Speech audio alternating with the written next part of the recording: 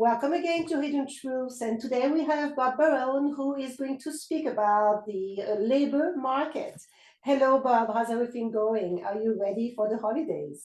Yeah, the holidays are upon us, and I'm lucky enough to have my whole family coming to my house so I can cook them dinner. It's going to be wonderful to see everybody. I have children and grandchildren. All of them are coming. Wonderful. Happy holidays to you and your family, and happy holidays to everyone out there. Great. So, Bob, there seems to be some question around the strength of the labor market. The government has put out two surveys, and they do put out two surveys every month, and they seem to be telling two different stories. One says that the labor market is hot, the other one is cold. So can you shed some light for us here? Yes, as you said, there are two surveys. The first one is called the Payroll Survey, or also called the Establishment Survey. And this is the one that gets the headlines. The second one is the Household Survey. The Payroll Survey just surveys large and medium-sized businesses, and it counts the number of jobs. The Household Survey actually calls on households and asks them if they're employed. And if they're employed, they're counting as employed. A person that holds two part-time jobs is counted as two in the Payroll Survey, but in the Household Survey is only counted as one because they're employed. The Payroll Survey is the one that gets the headline every month, and it has shown a growth of 2.7 million jobs since March. That's March to November, 2.7 million, and it's shown there on my graph. The Household Survey over that very same period has only shown a growth of 12,000. So there has to be something wrong. The headline number is the one that's broadcast by the media, and that's the green line that's rising rapidly here in the slide. And if the Household Survey, which is the purple line, if the Household Survey is correct and more accurate than the Payroll Survey, then the hot jobs market, the one that justifies the Fed to keep on increasing interest rates, is really a cold jobs market. Some of the issues that seem to revolve around small business day assumptions. What's going on there? Yeah. So the Establishment Survey or the Payroll Survey has this funny thing called the birth-death model. And the birth-death model is because the Payroll Survey only measures jobs at large and medium-sized businesses. And there's lots and lots of small businesses in the US. What the Bureau of Labor Statistics does is they adjust the payroll survey for this time study that they did. So over time, small businesses grow. And so they add a number. So the number they've added from March to November is 1.3 million. Now that should appear strange to everybody because businesses are struggling in the US today and they're not growing. 1.3 million is a figment of the Bureau of Labor Statistics imagination. Okay, so even if we subtract the 1.3 million jobs that they just add on because they can, we still have a discrepancy, about 1.4 million between the Household Survey and the Payroll Survey. Now, every year, the Bureau of Labor Statistics issues a revision to their Payroll Survey. These revisions occur in February of every year, and they're largely ignored by the media. However, the data are available quarterly. And the Federal Reserve Bank of Philadelphia actually does a quarterly update on a much timelier basis than making us wait until February. This past week, the Philadelphia Fed released its early benchmark revisions for the March to June period. Yeah, it's now December, late December, and we're just getting March to June, but it's better than waiting another couple of months. And you have I believe you have a graph on this, right, Bob? Do you have a graph? I believe you do. Yes, I do. Yeah. So I think that's the number 2. Yes.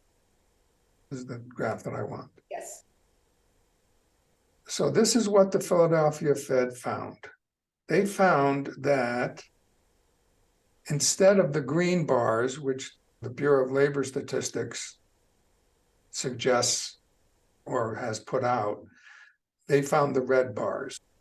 So the red bars say that actually what the Philadelphia Fed found was over this period where the 3 months, April, May, and June, where the Bureau of Labor Statistics said that new jobs were created of over 1 million, the Philadelphia Fed found that there were only 10,000 jobs created.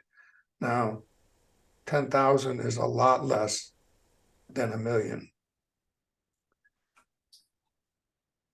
If we look at the data on this chart, the blue lines are the household survey, and the green lines are the payroll survey. And you'll note that here lately, the payroll survey is all going up while the household survey is mainly negative.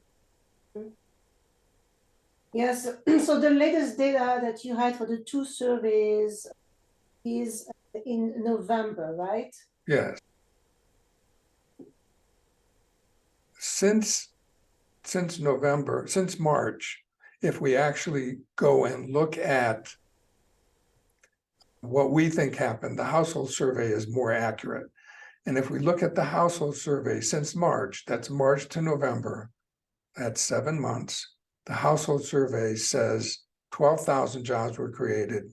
The payroll survey says 2.7 million jobs were created.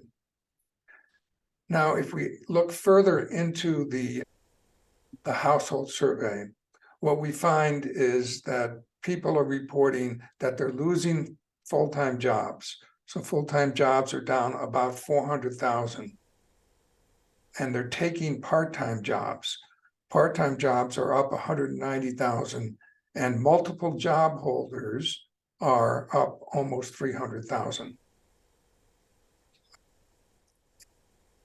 If I have a full-time job and I lose my full-time job and get 2 part-time jobs, my full-time job had given me a nice income and gave me benefits. My 2 part-time jobs barely make me able to afford my household. So I'm much worse off. The payroll survey, because I have 2 part-time jobs, counts as 2. And because I lost a full-time job, that's -1. So the payroll survey would say we're better off because there's more jobs. That's not true. Okay, so I will conclude here by saying now that the Fed's own regional bank has thrown cold water on the Fed chairman's argument that rates have to rise because the jobs market is hot, we wonder if the chairman and the other members of the Federal Open Market Committee are listening. Their own folks are saying, hey, the jobs market is cold. Are you going to change your attitude about how hot the market is? And I'll leave you with one final thought. If I go back in history, we find that this isn't the first time we've seen such a funny divergence between the 2 surveys. Large divergences have occurred 2 other times this century, both during election cycles, and those election cycles were 2012 and 2016. the current one also has occurred during an election cycle. Mhm. I'll let the listeners make their own conclusions about that. Okay, all right, great. It's always interesting to first see the data in charts and graphs like that, because any visual gives a much better picture of exactly what is going on. And it's interesting to see the point of view of the Fed and of the media as well, because it makes it really hard to build our own opinion and get the right information. So this is why we have Hidden Truth. This is why we have people like you who can shed some light on situations that seem a bit shady and grayish, right? Yes, we hope that some rationality occurs and that the Fed finally looks at what's really happening to the economy. Great. Again, thank you. That was great information on the labor market. Thank you very much, Bob. I hope you have a wonderful Christmas, a wonderful holiday, and that we can address important topics in the next coming weeks. Thank you. All right, have a great holiday. Merry Christmas to everyone, and we will see you in a couple of weeks. Thank you.